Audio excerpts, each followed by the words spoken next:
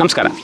ಒಂದು ಕೃಷಿ ಆಗಲಿ ಅಥವಾ ನಮ್ಮ ಕೃಷಿಗೆ ಸಂಬಂಧಿತವಾದ ಏನೇ ಆಗಲಿ ಅದಕ್ಕೆ ಸ್ಥಳ ತುಂಬಾ ಬೇಕು. ಮತ್ತು ನೀವು ವೈವಿಧ್ಯತೆ ಕಾಪಾಡಿಕೊಂಡಾಗಲೇ ಅದು ಹೆಚ್ಚು ದಿನ ಸಸ್ಟೈನೇಬಲ್ ಅಂತೀವಿ ಅಥವಾ ಅದು ಬದುಕಲಿಕ್ಕೆ ಆಗೋವಂಥದ್ದು.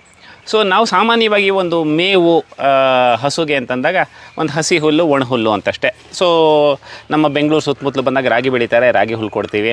ಅಥವಾ ಮಂಡ್ಯ ಕೆಲವು ಕಡೆ ಭತ್ತದ ಹುಲ್ಲು ಕೊಡ್ತಾರೆ, ಮಂಗಳೂರು ಉಡುಪಿ ಆ ಕಡೆಗೆ ಭತ್ತದ ಹುಲ್ಲು ಕೊಡ್ತಾರೆ, ಇನ್ನೆಲ್ಲೋ ಹೋದರೆ ಜೋಳದ ಕಡ್ಡಿ ಕೊಡ್ತಾರೆ. ಆದರೆ ಯಾವ್ದು ಸರಿ ಅನ್ನೋ ಒಂದು ದ್ವಂದ್ವ ನಮ್ಮಲ್ಲಿ ಇದ್ದೇ ಇರುತ್ತೆ. ಸೊ ಆ ಥರ ಯೋಚನೆ ಮಾಡಿದಾಗ ನಮ್ಮನ್ನು ಕೇಳಿದ್ರೆ ಹಸಿ ಮೇವು ಒಣಮೇವು ಇದೆರಡೂ ಇರಬೇಕು. ನಿಮಗೆ ಯಾವ್ದು ಸುಲಭವಾಗಿ ಸಿಗುತ್ತೋ ಅದನ್ನೇ ಕೊಡಿ. ಯಾಕಂದರೆ ನಾನು ಭತ್ತದ ಹುಲ್ಲು ಒಳ್ಳೆಯದು ಅಂದರೆ ನೀವು ಭತ್ತದ ಹುಲ್ಲು ನೀವು ಇರೋ ಜಾಗದಲ್ಲಿ ಭತ್ತದ ಹುಲ್ಲು ಸಿಗೋಲ್ಲ ಅಂದರೆ ಅದನ್ನು ಅನಾವಶ್ಯಕವಾಗಿ ಹೆಚ್ಚು ಹಣ ಕೊಟ್ಟು ತೊಗೊಳ್ಳೋದು ಒಳ್ಳೆಯದಲ್ಲ. ಸೊ ಈಗ ನಾನು ಬೆಂಗಳೂರಿನಲ್ಲಿರೋದ್ರಿಂದ ನಮಗೆ ಸುತ್ತಮುತ್ತಲು ಈ ಬೇಬಿ ಕಾರ್ನ್ ಬೆಳೀತಾರೆ ಇಲ್ಲಿ ನಾನು ಇರೋ ಸುತ್ತಮುತ್ತಲು. ಸೊ ಆವಾಗ ಅವರು ಏನು ಒಂದು ಬೇಬಿ ಕಾರ್ನ್ ಕಡ್ಡಿನಲ್ಲಿ ಒಳ್ಳೆಯದು ಬೇಬಿ ಕಾರ್ನ್ ಬಂದಿದ್ದನ್ನು ತೊಗೊಂಡು ಬೇರೆದನ್ನು ಬಿಟ್ಬಿಡ್ತಾರೆ. ಸೊ ಆ ಕಡ್ಡಿಗಳನ್ನು ನಾವು ತೊಗೊಂಡು ಒಂದು ಉತ್ತಮವಾದ ಕಟಿಂಗ್ ಮಿಷಿನು ನಿಮ್ಗೆ ಅಂದರೆ ಚಾಫ್ ಕಟರ್ ಅಂತೀವಿ, ಅದು ತುಂಬ ಮುಖ್ಯ. ಸೊ ಈ ಥರ ಯಾವುದಾದ್ರು ನಿಮಗೆ ನಿಮ್ಮ ಶಕ್ತಿಯಾನುಸಾರ ನಮ್ಮದು ಹೆಚ್ಚು 100 ಚಿಲ್ಲರೆ ಹಸುಗಳಿರೋದ್ರಿಂದ 150+ ನಾವು ಈ ಥರ ದೊಡ್ಡದಿಟ್ಕೊಂಡಿದ್ದೀವಿ. ಅಥವಾ ನಾವು ಹೆಚ್ಚು ಆಹಾರ ಬೈದಾಗ ಅದನ್ನು ಈ ಥರ ಸೈಲೋ ಪ್ಯಾಕ್ ಅಂತ ಸೈಲೇಜ್ ಥರ ಪ್ಯಾಕಿಂಗ್ ಮಾಡಿ ಕೂಡ ಇಟ್ಕೋಬಹುದು. ಆದರೆ ನಮ್ಮಲ್ಲಿ ಬೇಗನೆ ಖಾಲಿ ಆಗುತ್ತೆ.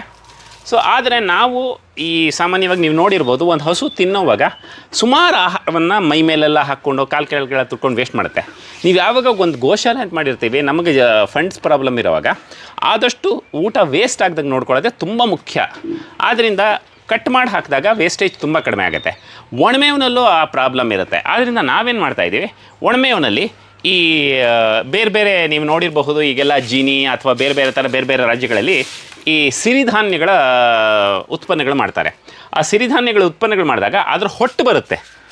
ಮತ್ತು ಕೆಲವರು ಅದ್ರ ಹೊಟ್ಟಿನಿಂದಾನೇ ಫೀಡ್ಸ್ ಥರ ಕೂಡ ಮಾಡ್ತಾರೆ. ಇದು ಸಿರಿಧಾನ್ಯಗಳ ಹೊಟ್ಟನ್ನು ಪುಡಿ ಮಾಡಿ ಅದಕ್ಕೆ ಗಾಣದ ಹಿಂಡಿ ಎಲ್ಲ ಹಾಕಿ ಮಾಡಿರೋದು. ಈ ಥರದ್ದನ್ನು ನಾವು ಒಣ ಹುಲ್ಲಿಗೆ ಬದಲಾಗಿ ಕೊಡ್ತೀವಿ. ಅವಾಗೇನಾಗುತ್ತೆ, ಬಾಯಿಗೆ ಎಷ್ಟು ಬೇಕೋ ಅಷ್ಟೇ ತಿಂತಾರೆ. ಸೊ ಆಲ್ಮೋಸ್ಟ್ ನಮ್ಮ ವೇಸ್ಟೇಜನ್ನು ಝೀರೋಗೆ ತರ್ಬೋದು. ಆವಾಗ ನಮ್ಮ ಖರ್ಚನ್ನು ಉಳಿತಾಯ ಮಾಡ್ಬೋದು. ಹೀಗೆ ಒಂದು ಏನು ಫಾಡರ್ ಅಂತ ಇಂಗ್ಲೀಷ್ನಲ್ಲಿ ಹೇಳ್ತೀವಿ, ಅಥವಾ ಮೇವಿನ ನಿರ್ವಹಣೆ ನಾವು ಅತ್ಯುತ್ತಮವಾಗಿ ಮಾಡ್ಕೋಬಹುದು.